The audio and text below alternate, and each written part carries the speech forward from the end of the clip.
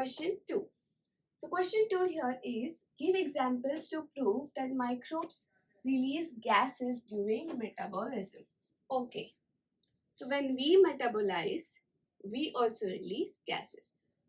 So we are supposed to give examples. Then when bacteria metabolizes, they also respire.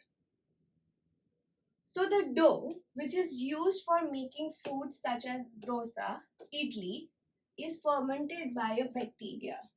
Okay, the name of bacteria is Leuconostoc or Streptococcus species. Okay, now what happens? So when we make this dough, the dough gets raised.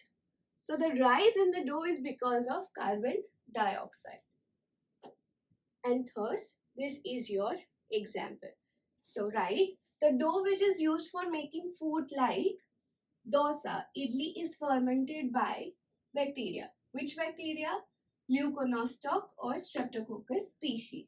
Now, after fermentation, the dough shows puffed appearance due to the presence of which gas? CO2.